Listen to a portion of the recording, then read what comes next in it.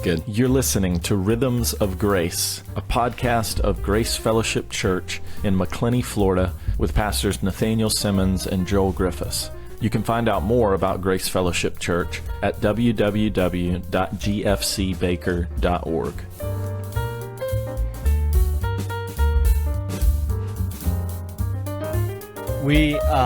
It's starting to fade off now. Now it is. Is it weird for you to hear yourself talking? We always start by listening to a recording of you introducing this. Yeah. Do you feel weird when you hear your own voice? Say it live every time, but to save the hassle of doing that, you have to memorize I just recorded it. So there's at least a consistency. Because as you can probably tell today, I still got sore throat, messed up voice, something going on. I'm not sure what it is, but I feel like you sound a little clearer than you did yesterday. Maybe not, but yeah, maybe it's my yesterday was pretty rough. Anyway, so apologies for that, but hey, here we are. Other things being here we are. We usually are recording this earlier in the morning, and we're not today because guess what we did this morning? You did it too, virtually. I did it virtually because, again, didn't want to spread anything if I do happen to Gainesville. have something. But the Distons officially adopted their 3 children. Natalie and Carly and Henry. And Natalie, Carly, and Henry are officially Natalie, Carly, and Henry Diston now. And it was super cool. We got to go to the courthouse. So you got to see it online, right? Right. Yeah. Could you hear everything okay? It was kind of confusing. It's been a while since I've been on a Zoom call, but I was in one place on Zoom, and then they sent me to another room, and then I was with a bunch of people I didn't actually know, or some that I did know, I think. But just other people who know the Distons and were there. I think maybe Barnes and Corey were on. Or I think I did see Corey at least. Yeah. And maybe Barnes was there too, but maybe not Barnes. I don't know. It was fine. I didn't have my video on for most of the time, but the judge was clearly having trouble getting the microphones to work, and part of me just said, "Hey, I feel your pain." Yeah, I like it when I'm not the only one that has technical difficulties on a Sunday morning. It was fun seeing Henry, talk right into the microphone a couple of times. Oh my goodness, having fun.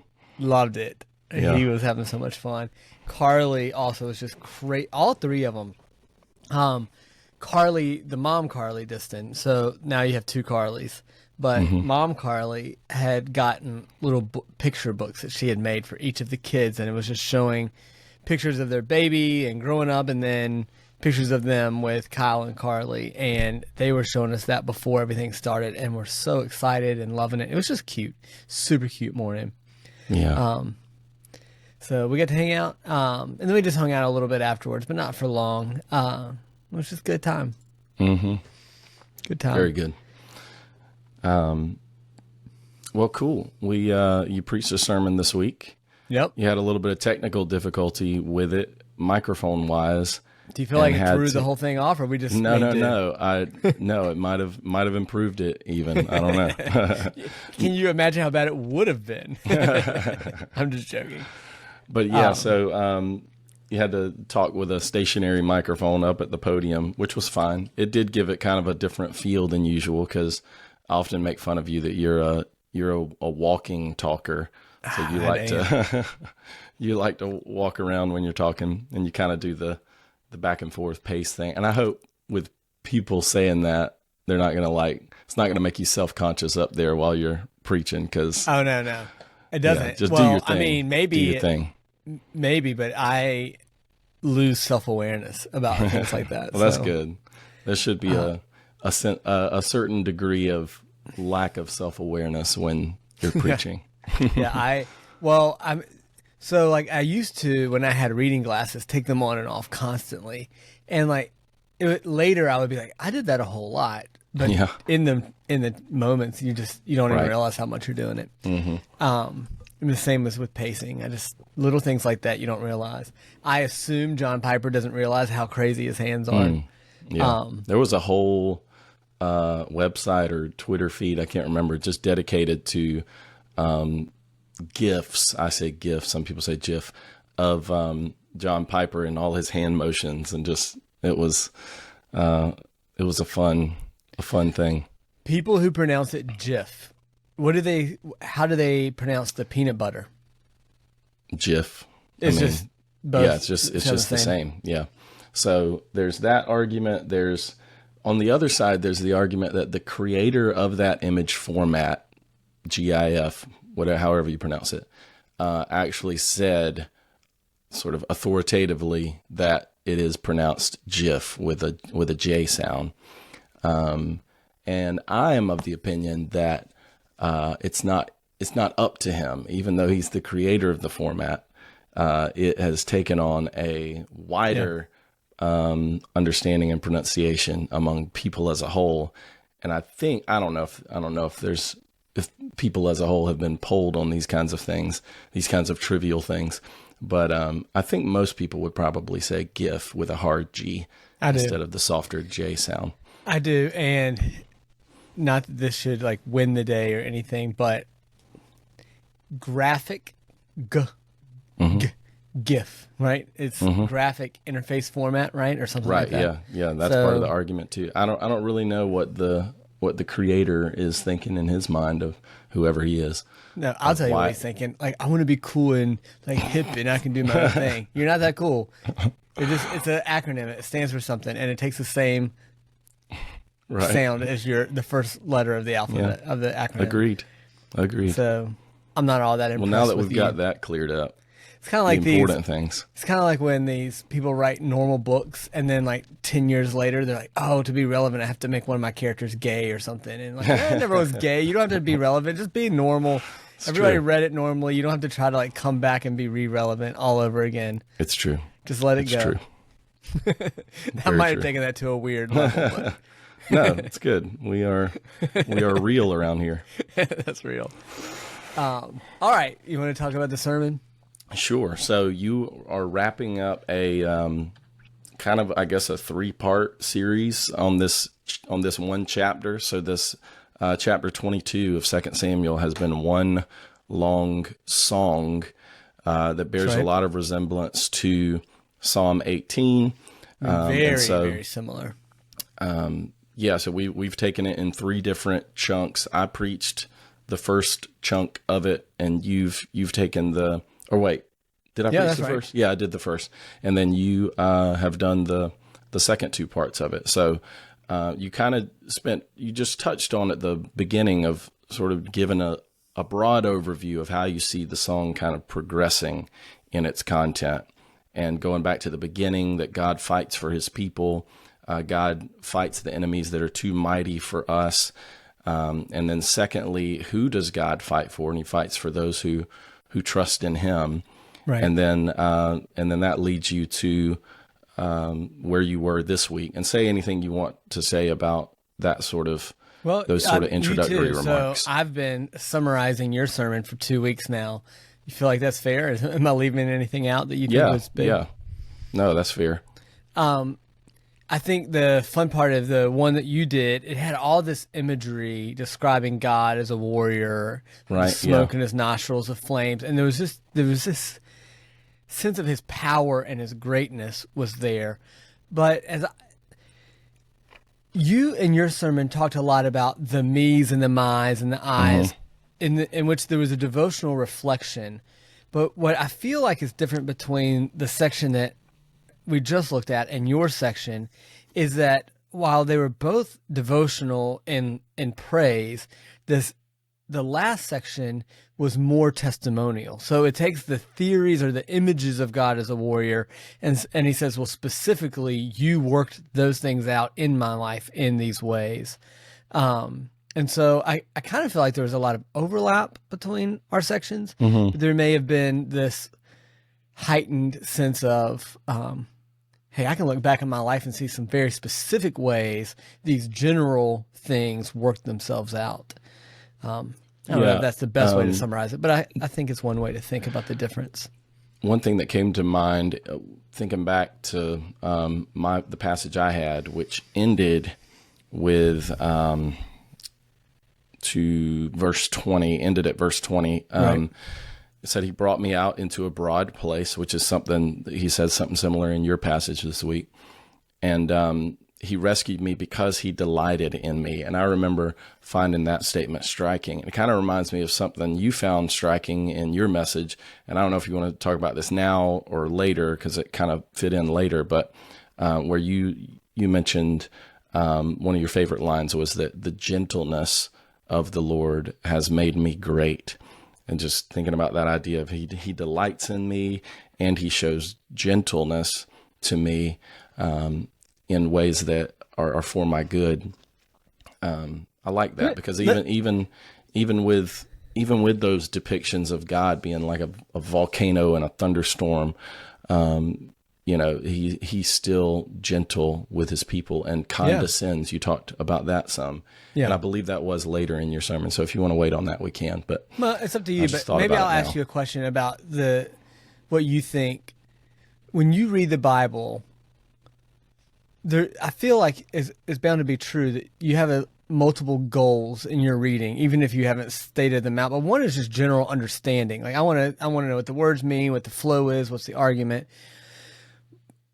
But at times I would assume that something might stand out to you that maybe wasn't like the heart of the argument or like, sure. I think for both of us would say he delighted in me is certainly relevant, but it's not like the crux of everything you had said, but it just struck you, right? In the same way for me, his gentleness has made me great. It's a little closer to at the very heart of what he was saying, but it was still like, the whole thing didn't rest on that, but for whatever reason, it just sat on me, that phrase. And I don't know, I just want to maybe hear your thoughts of, do you take that serious when something sits on you? And like, is that, well, all I care about is the meaning and not, how do you think through that devotional part of reading? I do. And there are times when I find something uniquely striking in a way that makes me want to talk about it and dwell on it and sit on it and reflect on it and preach on it more. And,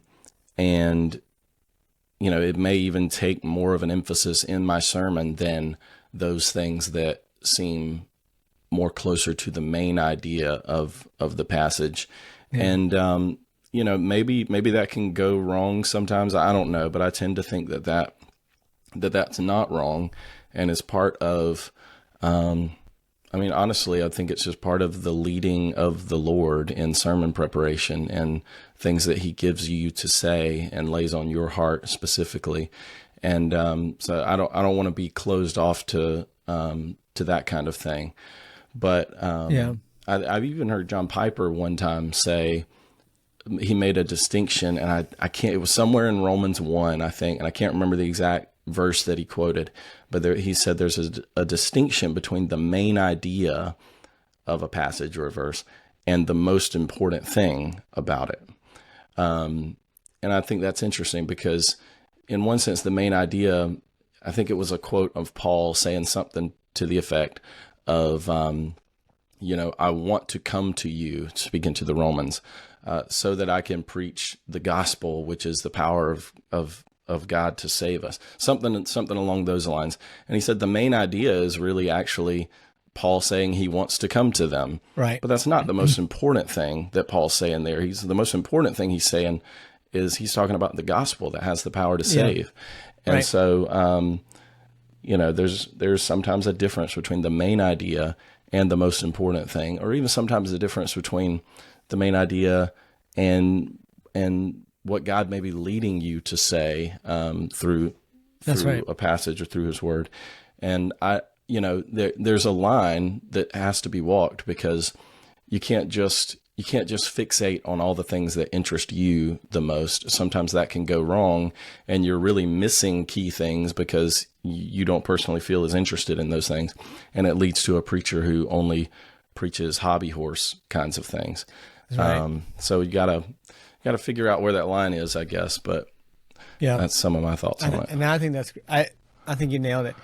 I don't know if people would necessarily get completely why is one thing the main idea and another thing is the most important Dorothy's fifth grade, first year she's ever started learning sentence diagramming. And so the most important thing in a sentence for a fifth grader when you're diagramming is subject, verb, object, right? And then everything else is just going to, on the bottom, it ties in there, but those are the main things, right? And so his point is, like, as your kid's learning to diagram a sentence, there may be a little prepositional phrase that its power for the verse is different than the structural main ideas. And so you've got to understand the structure there. But normal people in communication can realize that there's a punchiness to it, or a power that comes outside of the structural main ideas. But obviously, you would never want to interpret "he delighted in me" in a way that is contrary to what he means it in the context. For sure. And so, like, I don't know a way to do that, but if "he delighted in me" means, in your mind, like, you just go off on all the things it can mean for him to delight. God takes long walks with me on the beach or whatever. Well, that's not what he's talking about here. You want to understand it in light of the context, but I don't see any reason why you shouldn't. And in fact, I would say you should stop and just have a devotional moment there and say, good grief, God delights in me. It makes him happy to save me, that he doesn't just save me because of some cosmic plan. Obviously, he has a cosmic plan, but there's a level of joy that God feels in his people, and particularly in me. That's a pretty cool thing, I think. And it'd be a shame if you walked so quickly over this that you never felt a little bit of a sense of awe that God feels joy about the people he saves. I think that's a neat thing. Anyway. Good stuff. Yeah. You started at verse 32, which says, "For who is God but the Lord, and who is a rock except our God?" Yeah. And you mentioned the interesting thing about the word Lord there and how it appears. And I'll just explain it briefly. So the word Lord sometimes in the Bible appears in all caps, or small caps, we might say. The first letter is a big capital. The rest of the letters are small capitals. Right. And some people may have never noticed that before about some instances of the word Lord in the Bible. But that is a convention that translators use to kind of indicate or signal that the personal name of God is being used there, right? Yahweh. And what do you think is kind of the significance of that? Like the reason he does that there. Well, really quickly, that sometimes in the Old Testament you'll see Lord written normally, like all lower cases, or like uppercase L. When that happens, it's a different Hebrew word. It's Adonai. Then, and Adonai means what we would say Lord or Master, the Lord of an estate, or something like that. The all caps version of Lord is actually a substitute for the proper name of God, Yahweh. So when, God tells Moses, or Moses says, "Who sent you?" And he says, "Tell him I am that I am sent you." That's some sort of a play on Yahweh. But the God of Israel is not just called the God of Israel. He has a name, and he calls himself Yahweh. Yeah. But over God, time, the word God is actually generic. Yeah, right? L. There's an L, like sometimes you think Elohim, that can just be generic use of God. But Yahweh is a very specific God. Not that we're saying like, oh, there's like, of all these gods, this is his name, but it's meant to have a personal identification thing. So it's getting out of this idea of the concept of godness and into this one man, this one God, not human, but one person, or three persons, one being, one essence. I think it's Psalm 110 that starts out, "The Lord says to my Lord, sit at my right hand." Yeah. And it's both versions of the word Lord Yahweh are used says there. to my Adonai, and it's David speaking, and so God, the Lord, is Jesus speaking points that out. Yeah. to David, but he's not speaking to David. He's speaking to David's Adonai, and so then Jesus is like, well, who's he talking to? Who would David say is my Lord. And he says it's the Son of David who is the Lord of David, because he's the Son of God as well. Anyway, so why bring that up here? My thought is that David is recognizing that God did something for him that set David apart and the nation of Israel apart from all the other nations, and therefore, by extension, proved that his God is different than all of their gods, right? And so it's almost like a little just tangential remark. It's not been the overall argument of the whole psalm, but as he's reflected on what God's done for him, and he's reflected on his covenant relationship with God, he's just at this point steps back and says, man, God's not like other gods. He wins, for one. Feels like something Donald Trump would say. He wins, but it's like a reason to praise him as not just, we all have our gods and we all trust in them. He's like, no, my God's been a little different than all of your gods. In fact, all of you are coming to bow before me, kind of like when Yahweh, the Ark of the Covenant, was put in the temple of Dagon, and they come back the next morning and Dagon's laying face down, bowed before the Ark of the Covenant. I feel like the end of this psalm is saying that thing that happened in the beginning of 1 Samuel is now happening, but it's all the nations and all of their gods are bowing before the Lord our God. Anyway, I can go on and on, but that's the idea. Very good. And you mentioned Psalm 115, which I think I did as well in my passage a few weeks ago, that the nations have these idols, but the idols have eyes that they can't see, mouths so they can't speak, ears that they don't hear. They can't do anything for you, basically. Right. And then it goes on to say, those who worship them become like them, which I think is an interesting I think that's thing we could probably spend a lot of time thinking on too. But I like that how you drew out that for David in this passage, the proof of who God is in what he's done. Like, we should all be able to look over the course of our lives and see how God has come through, how he has shepherded us, how he has been there for us, protected us, provided for us, all of these things. And you even had a small group question about that. I think your first one was, how has your life, or the lives of Christians shaped your view of the superiority of God over against other religions and worldviews? And I think that's that was a wordy sentence, wasn't it? But hopefully it made sense. No, it's good. But maybe a neglected aspect of when we talk about apologetics, and we're often trying to defend our faith against other faith claims of other religions. Sometimes we can get very, we can try to be as objective as possible, and let's look at the historicity of the Gospels, or the resurrection of Jesus, or just think on a logical level about these truths that we claim to believe. And all of that is good. Like to do battle on that objective level, I think is good. But even just on a personal level, as far as given ourselves assurance that God is who he says he is, there's a neglected, maybe more subjective element, but not subjective in a bad way, that just says, I know God personally, and I know who he's been for me and what he's done for me.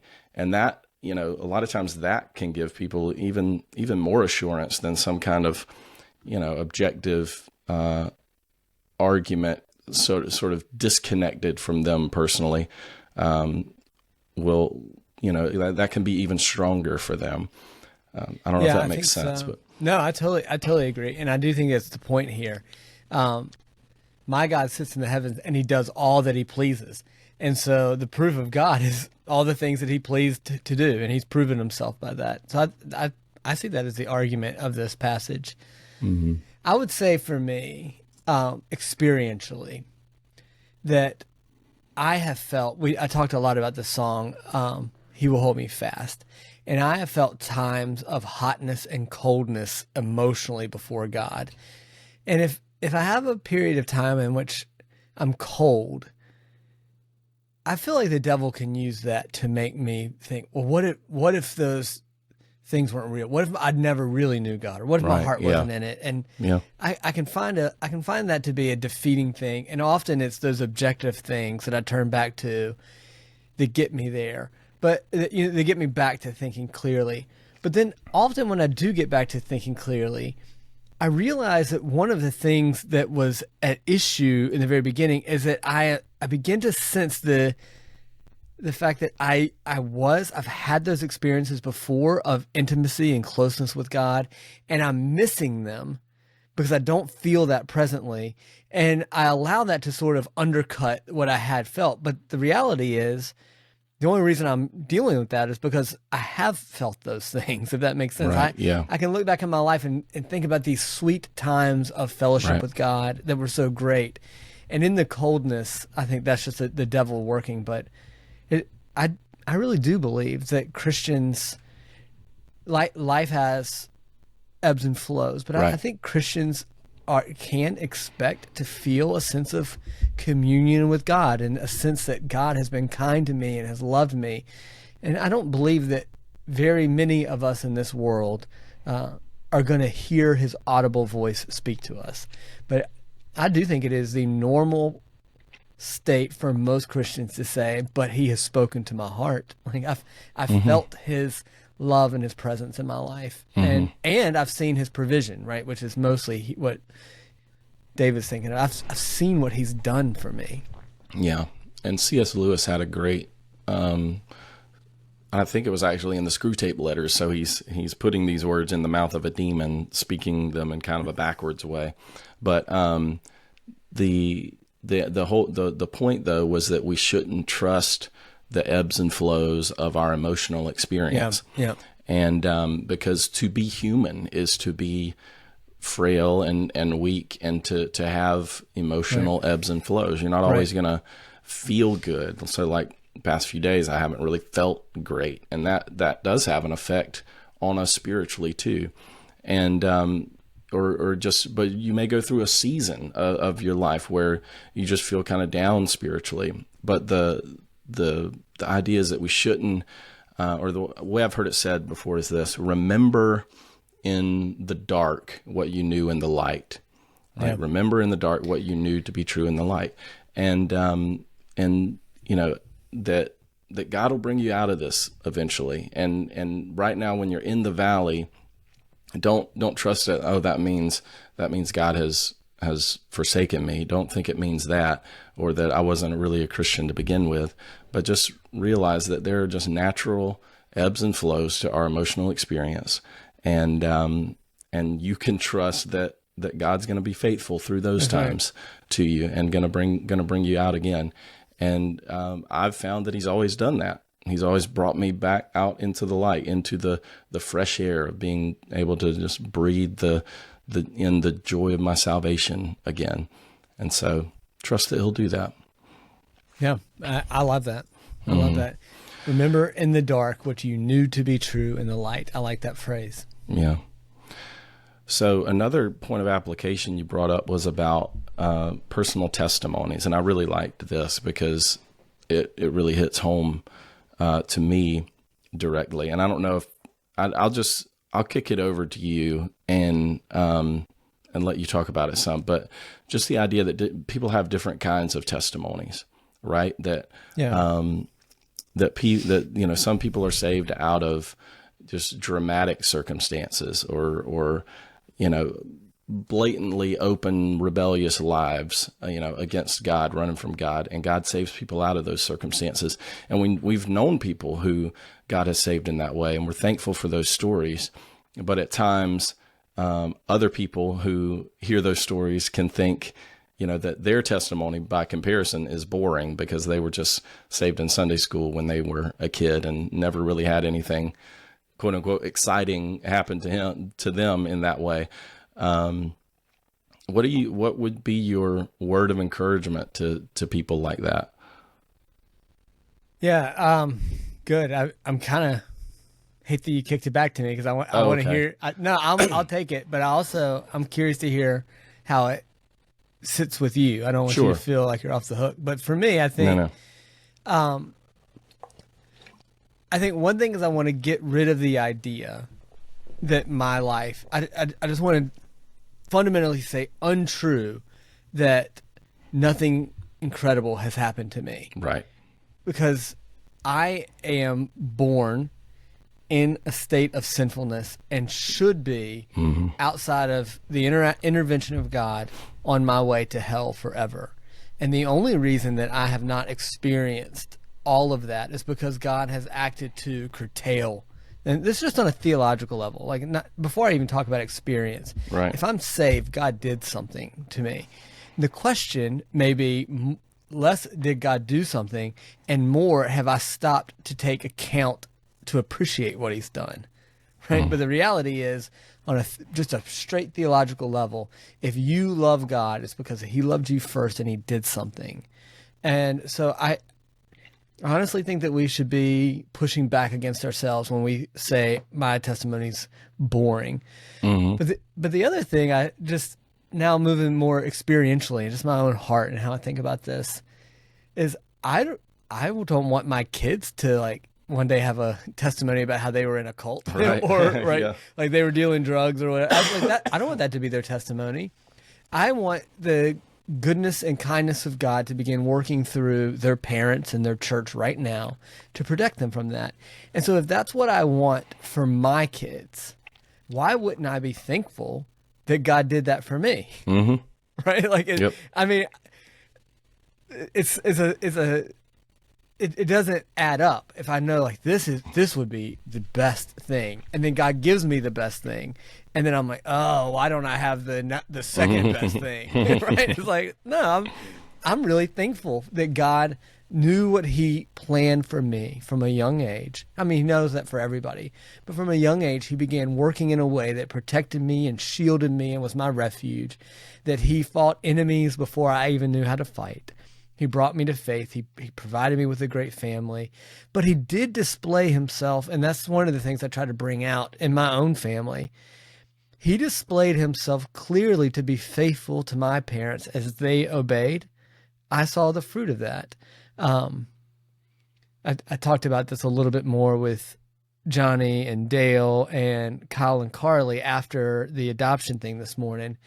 And I was just talking about how my dad is a man that I loved deeply and also feared, in a way. Like when my mom would say, "You wait till your dad gets home," I knew that I had crossed a line and there was going to be a severe repercussion for that. However, my dad never once like reacted at, like, it never felt like a reaction in the moment. He would send me to my room, come in later, very, very self-controlled.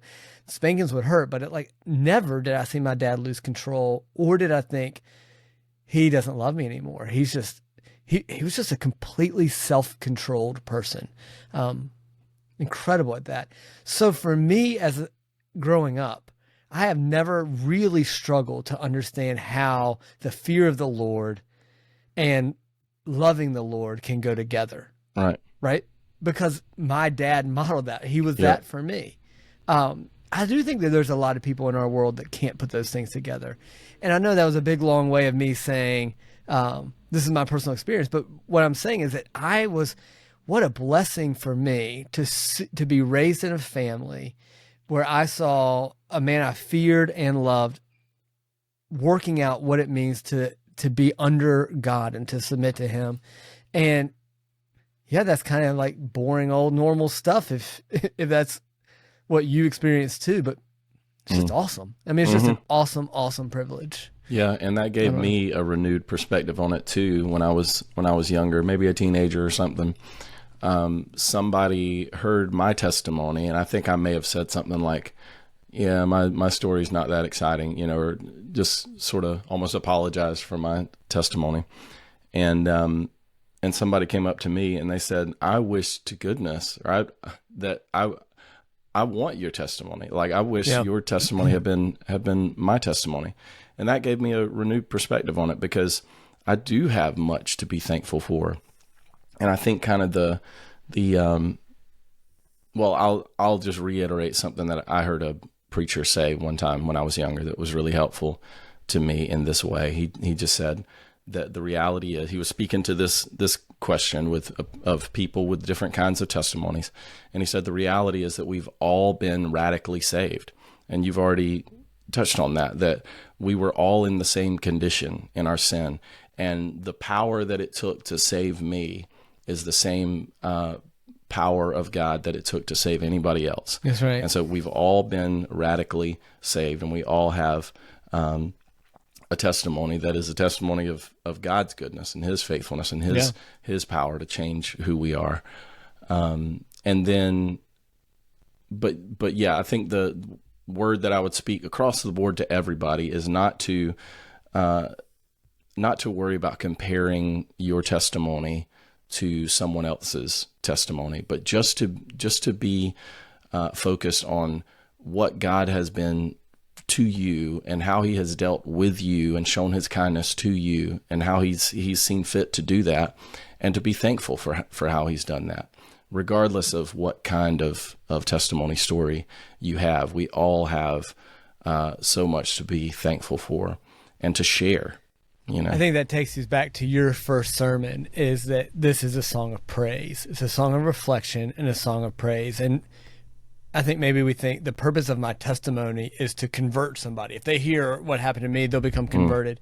That would be a great thing to happen, but it would be a sufficient reason to share your testimony as saying, this is worthy of being thankful for. And I'm thankful for the life that God gave me. And I'm just, for sure, all I'm trying to do is say thank you to God for doing something good to me. And if that's the whole thing you accomplished, you've accomplished something worth doing. Mm-hmm. Be thankful. That's right. So what about verse 33? I guess ties into this a little bit, but where David talks about how God has made his way blameless. You talked about a couple of different ways to understand that. Yeah. Do you want to go over them and maybe, or I can explain them, and then you tell me, which way you lean, which I think you mentioned which way you lean in the message. But one is to think that David's way has been kept blameless in the sense that David has been kept from wrongdoing. God has kept David holy, which we know David wasn't perfect, but just in a general sense, God has kept David in his will and walking in obedience. But then another way is to have it be focused on the way God has led. God has led David blamelessly. So it's more of a statement about the way in which God has dealt with David, instead of David's personal obedience or holiness. So I think you lean the second direction. I did on that, don't you? I did. If somebody disagreed with me, I think they can make a good argument. So I told you early on in the sermon that this was a harder sermon for me on a structural level. And one of the things that I like to do whenever I'm studying a passage is try to understand if there is a structure of thought, a flow of thought that's going on, and then to allow that to inform the way I interpret verses. And really, it's kind of this weird cycle, because you can't figure out a flow if you're not understanding verses. And then you go back and reinterpret the verses in light of the flow. And so it's kind of this interchange that's going on. But when I first walked through verses 33 through 35, I was thinking in 33, the beginning, God is my refuge, before he became king. But then he has made my way blameless. I was wondering if he just meant just in general, my whole way through being king, I never did anything wrong. And then when he made my feet like the feet of a deer, well, what does that mean? He made me fast, or he made me swift-footed in some ways and set me secure on the heights. That started making me think he made it so I was able to do something in the last verse, to leap. At one point he says, I'm able to leap over walls. And I think that's kind of what he means by deer. And I thought, I bet he's talking about when he conquered Jerusalem here. And so that was all of my thinking early on in this. And but I wasn't sure. You're just reading into this, and you're just trying to. I'm just trying to think through what are the possible things he's talking about, and that was the way I had spent most of my thinking early on. But the more I looked at the second half, the more I realized there was a progression, a more clear progression, because 38 through 43 is him conquering as king. And it's all the enemies that are set up that he's knocking down as king. And that felt really clear to me. And then 44 through 46, it felt clear to me that this is, now that I'm king, you're keeping me here. And now that I've conquered these enemies, I'm not having to go out and conquer anymore. They're coming to me. And so if now I'm coming back and thinking, well, maybe this was what led him to be king, what he did in order to defeat the enemies as king, and now the experience toward the end of his kingship. And now I'm wondering if there's a sort of chronological progression. And that's where 36 and 37 helped me also think that. All of that to say that's my logical process that made me go back and reread 33 through 35 and think, what if instead of taking Jerusalem, he's thinking about like the training of his hands for war and bending the bronze. He's thinking about that story that I told you, like David and Goliath, and I fought bears and lions, right? And that the training of my hands happened way before then. And the more I thought about it, the more I felt like either interpretation is faithful to the text. No, I wouldn't say one of them is the Christian interpretation. One's the non-Christian or skeptical or something like that. But I do think there's a sort of chronological thinking that's going on in his mind. And so once I got there, I looked at him being a refuge and him being kept blameless, meaning that at a young age, God was directing David's path in the direction that he wanted to go, and he kept David walking in the way that God wanted him to accomplish the purposes that he had for David later. And that was the bent that I took toward understanding that. So anyway, both ways of blameless work, but since I went chronological in my understanding of the flow, that's why I leaned that way. Yeah, I like that, because if you think about David being a shepherd, not knowing what the future held for him and what God had for his future. He's just out there in the field doing what he's supposed to do, protecting the sheep, fighting bears and lions. That's the kind of life situation, it seems to me, where it would be parallel today to somebody kind of being at a job that they don't like, not really being in a situation that they like being in, wanting to get to the next kind of stage of their life, which a lot of people are in that kind of situation. I was there myself one time, wondering like, why am I here? What is God doing with me? Yeah. But it's encouraging to know in those times that he's probably preparing you for what's next, and you don't even know what all ways he may be doing that. So there was a time in my life when I was playing in bands, playing music a lot, and I learned a lot of things through that is now directly in service to the Lord and where he has me now as a pastor who's also a worship leader, and leading a music team. Those, like, God just uses it all. He uses all of these experiences of our lives to shape us into who he wants us to be for his glory. And so that's just one example that comes to my mind, but I'm sure a lot of people could think of other ways that they didn't realize it at the time, but God was using their situation and their circumstances, a circumstance they didn't really like, to make them into who he wanted them to be and prepare them for something else that he had for them in the future. And I think you can spin this off in different ways. God has used your past. So some of the things he did were things that he did just to teach you, to draw you to him in the first place, right? Why did God send me to this particular vacation Bible school in this particular week? Well, he wanted me to meet this person and them to share the gospel with me or whatever. But other things, like you said, was even farther down the line of he was equipping you for ministry before he even necessarily got a hold of your heart for wanting to walk with him. Right. He was also doing things both with salvation in mind and after salvation. Like the total plan of God has been working out all along for you, and for everybody there. And it's interesting. Sheldon has been helping us with some tech stuff recently, and if you ever go to Sheldon's house out by the pool, he'll pull out his little soundboard and he's got his sound system up there. And when he did that, I doubt he was thinking, you know what, this would be helpful when Grace Fellowship needs somebody to run sound. He was just enjoying it. He wanted to learn something. And is it very reasonable in my mind? I'm sure it is in yours. The guy said, oh yeah, I'm happy for you to enjoy that, but I also have a plan for you to use it later. And I just think God can do things like that and does things like that. Absolutely. Encouraging. Now, some of you have an accounting degree, perhaps, so that you can help the churches with their finances. Yeah. Yeah. You thought it was because you were supposed to be a comptroller in the Navy, but it's really so you could be the deacon of finance for Grace Fellowship Church one day. Amen. Love you, Don. Love you, Don, Mickey. I don't know if he listens, but maybe he'll listen to this one. So I'm trying to look at my notes I've got scratched out here. You mentioned some graphic language later, a little later in the passage, verse 38. 38 through 43, this is David taking the nations. Yeah. I thought it sounded pretty graphic. Yeah. I mean, where was it that it says he...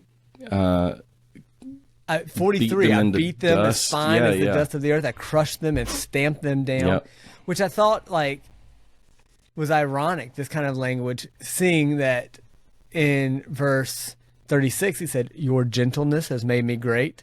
You were so gentle to me, allowing me to beat them as fine as that doesn't sound very gentle, actually. So does that tie in then to what was your last small group question? Does David's victory over his enemies and the nations suggest that God is cruel to the nations? Yeah, that's where that question came from. I don't know if other people wrestled with it the same way I did. Not only that language, but also in the next section, the foreigners come cringing to him. And I think some translations say cowering. They lose heart and come trembling out of their fortresses. And there's other places where the cows come leaping out of their stalls in joy, but here the nations are being broken like a rod of iron, right? I mean, they're being snapped and conquered, and to me, it sounds like the kind of thing that some people would say, well, that's the Old Testament God, not the New Testament God, because it might be hard for them to reconcile that kind of language and the God of modern imagination, perhaps. Yeah. Yeah. And it's, you mentioned the nations raging against God in that passage from Psalm 2 that Josh read. And as long as the nations are opposed to God, in a very real sense, he's going to be opposed to them. That's right. And so, but at the same time, he does hold out hope for the nations, because that's who Christ would be in the fullness of time. And he comes in there at the end. Really, I love when a passage makes it easy to point to Christ at the end, that Christ is the hope of all the nations. And Christ came to redeem a people from every tribe and tongue and nation. And so God holds out that salvation to every nation. And which is, I mean, you can't call that cruelty to offer salvation to every nation. But as long as, like I said, as long as the nations are opposed to God, he will be opposed to them. I'm just trying to put it together in my mind of these two different ways in which we see God clearly acting toward the nations, not in a contradictory way. They do fit together. I think one of the things I tried to do, and I'm worried that I don't know how clear I was here, is to say that there is one sense in which even the people who come to him have to come broken, right? So then the people who come cowering to God with their, cringing or hat in hand is the image I gave. He broke their hearts. That Jesus says, unless someone take up his cross, come after me and take up his cross. He's not willing to, or worthy to follow after me. In other words, unless you are willing to die to yourself, particularly, you can't continue to be on the throne of your life, your own king, and follow him as king. So you have to step down. You have to give up control. And so that's why I quoted Galatians 2:20. I've been crucified with Christ. It's no longer I who live, it's Christ who lives in me. The life I now live, I live by faith in the Son of God. It's not only did I have to die to come to him, now I live in obedience to him. I think that's what is meant by faith. I live by faithful obedience to him. And so every single Christian can describe their salvation experience, at least from one angle, as similar to this, right? That he had to break me. He had to change me. He had to reclaim my allegiance and to make it solely given to him. And so what I think ends up being surprising is that the way Christ did that was not through the same way David did. Christ did not immediately come to break the nations by destroying them with the sword. He did it by destroying himself. And that's what strikes us as, well, I can't say it's cruel because he used a non-cruel way to get there. But at the end of the day, I still have to come to Christ in swearing off myself and swearing on him in order to follow him. Right. Yeah. Submitting to him. That phrase from Psalm 2, kiss the Son. You know, I mean, I'm not entirely sure what the imagery is there, but it makes me think of, you know, like kissing the ring of a king or something to, same for me, to just express that sense of submission. You are my Lord. You are in charge. I submit to you. And that's what God's calling all the nations to. And he's doing that through us. Like he's given us the gospel to take to the nations to proclaim that there is salvation only in Christ. And, you know, he's the only way to be forgiven of your sins. He's the only way to know that you are right with God is by trusting in the provision that he's made through his Son. And so kiss the Son. I mean, I don't know. Obviously, I don't want to preach your sermon ahead of time, but I do think that you're going to look at the same diamond from a different facet, right? That as David reflects a second time in a second song on his rule as king, he's going to say, man, what a blessing to the people when God gave them his king. And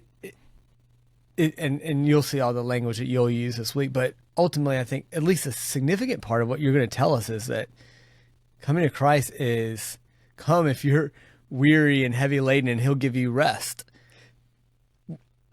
I mean that. And I also mean that he will break you like a rod of iron. That like both of those things it's not one of those things happen or the other. It is true in a sense that one happens or the other, because if you don't come to him, it's just a breaking, right? Like it's judgment, and that's all that there is. But to come to him is also a breaking of the nations itself, right? I think that there's a spiritual control over the world given to the prince of the power of the air. Satan has control over this world, and every single Christian has basically been smuggled out of the nations and brought into the kingdom of God. But to do that, we walked away from our previous God, who is the devil. Mm-hmm. We walked away from our own selves as being the masters of our own fate in our own lives. We had to swear allegiance to him. There was a dying to self that had to happen. And yet we say, another passage that comes to my mind is Jesus talks about a parable. I think it's Matthew 13:44. Look it up later if y'all care. The kingdom of heaven is like a treasure that's been hidden in a field. Man who sees a treasure, he finds a treasure, he buries it again, and then he goes and sells everything that he has in joy, right, so that he can buy that field. And the idea is, obviously, it's not that you can buy salvation, but the man who sees the treasure, he's like, this is so good. Mm-hmm. I'll give up all of that stuff. in comparison, in order to get the treasure. And I think in this part of the ending of this is that the king has conquered the nations in such a way that they come giving up allegiance. I actually thought that another line that was kind of brilliantly interesting to me is that the foreigners lost heart and came trembling out of their fortresses. That we had walled ourselves off to God, and we finally gave up, and we come trembling out of our fortresses. And at the same time, you're going to tell me next week, well, you ought to come with joy out of your fortress into his kingdom, because there's health and prosperity and goodness there. I don't know. I might be going on too long about that. I just think it's a really cool giving me some ideas, some food for thought for next week. Yeah. I think your passage next week's really interesting. Well, I don't want to steal all the thunder, but another thing that is interesting is that obviously this is going to apply to Christ, but I think it'll be fun to hear you just talk about how it applies to us too. Like leadership in general Christ is ultimately the leader, but you lead in a lot of ways too. And it's good when you do it well. It's bad when you do it poorly. Anyway, that's next week. That's good. Anything else from your message that maybe I failed to mention that you want to go back and touch on, or was that? No, I think we're about at an hour anyway. Overview. But yeah, I think maybe the last thing, you actually already did mention this, but verse 51, great salvation he brings to his king, and he shows steadfast love to his anointed. Right. Yeah. One possible way to think about his anointed is being a word that's modifying two different words that follow it. I think this is the best way to think of it. Who is his anointed? It to David, anointed number 1, and to his offspring forever, anointed number 2. Right. So what does that mean? It means that David seems to be self-consciously aware that he is God's anointed king, and he's not God's final anointed king, that there is an offspring that his hope is in. So I read this psalm, and there's some places where you ask the question of, does this guy know that it's going to be fulfilled in Jesus later on? And we don't know. Like, God knows. Does he know? But I think David knows, as he's writing this psalm, that his experience is just a pattern that is going to be fulfilled in a bigger and greater way.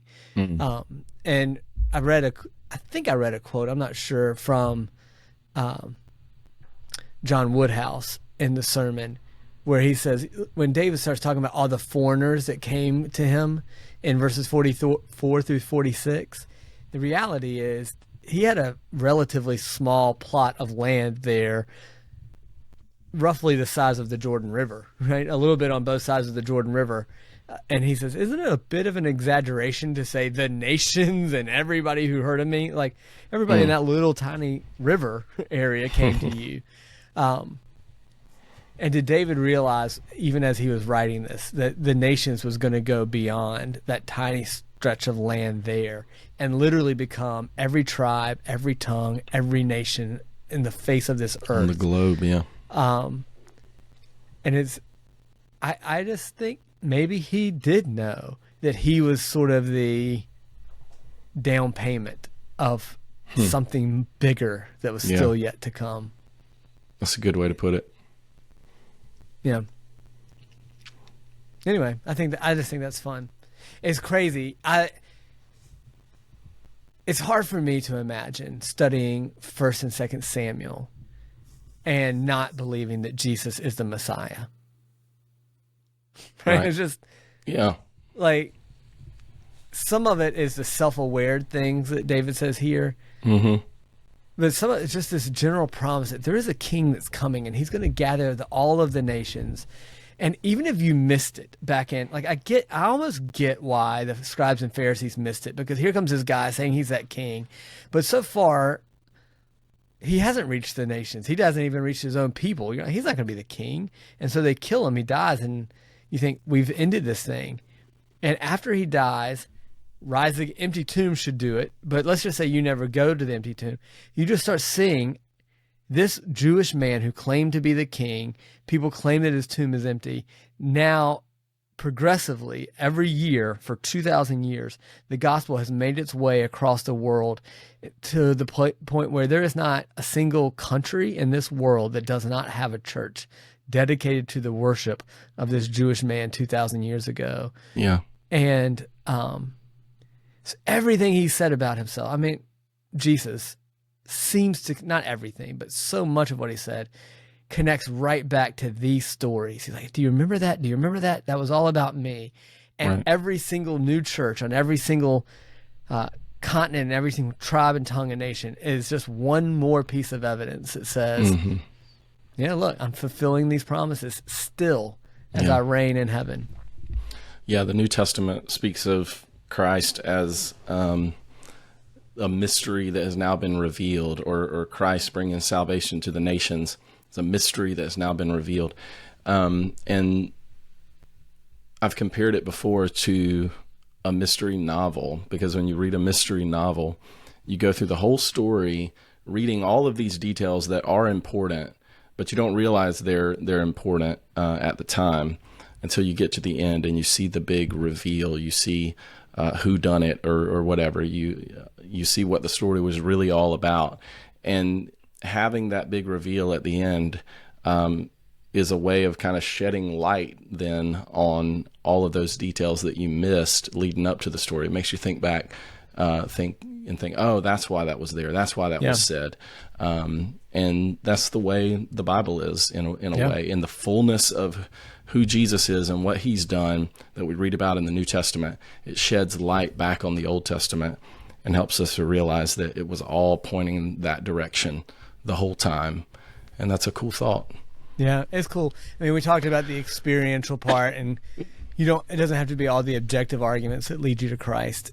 But that's one objective argument that I just can't get over. I mean, the fact is, this was written, these events happened 1,000 years before Jesus was born. 1,000 years, right, before Jesus is even born. And now 3,000 years later, we're reading it and we're like, whoever wrote this story knew what was still to happen 1,000 years later. No way David could have guessed, oh yeah, somebody's going to come and he'll be a descendant of mine and he'll reach the entire world. And like, David could not have guessed what was about to happen. It's just too amazing of a story. The connections are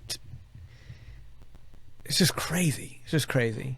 I can't imagine seriously reading this and knowing the story of Jesus and not being like, same author, same divine author wrote both of these books. For sure. That's good. All right. Well, any parting words? No. We've got, Olympians and youth, the campus youth program starting back tomorrow. The Beasley Lord small willing. group has moved to Tuesday nights, and so I'm going to go to that tonight. If you're looking for a small group, I know that they'd be happy to have you. Also on Tuesday night is Johnny Rollerson, and the Rollersons is not just his, but all it meets at their house. And I don't know if it's meeting there tonight. They're remodeling their kitchen, so it's probably meeting at Robert Connor's house tonight. But anyway, if you need a small group, look at one of those two. You have the Miltons on Wednesday night. Jonathan says he's at capacity, so he's had to shut it off because they can't fit anybody else right now. So don't go there. But those are your options really right now. So Tuesday nights and Wednesday night options for small group, and they're going to happen tonight. Wednesday night is youth. Joel's up on Sunday. I think Jonathan Mickey's playing music, and Ellie probably again. Jack Warren is singing a special. Singing a special, hear that. that's right. Pretty excited about that. That'll be fun. They're going to have some Christmas stuff coming up for the children's choir. That's right. So, and it's that time of year. We'll hopefully see my parents there on Sunday. Cool. I'm excited for them.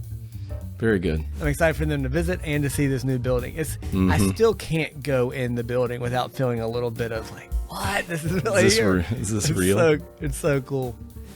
We've got some cleaning up to do though. Jim went and finished the floor in the vault now, and so we've got to figure out what to throw away and what to keep and clean all that out. But it looks awesome too. Jim did an awesome job, and the floors all over the place. But now it's finally finished because we have even the vault is done. Excuse me. All right, that's it. Joel's got to take a cough drop. It's an hour of talking about the Bible, and his lungs can't handle it anymore. Yeah, that's right. I hope you recover in time for Sunday. Yeah, me too. All right. See you, man. See you at church.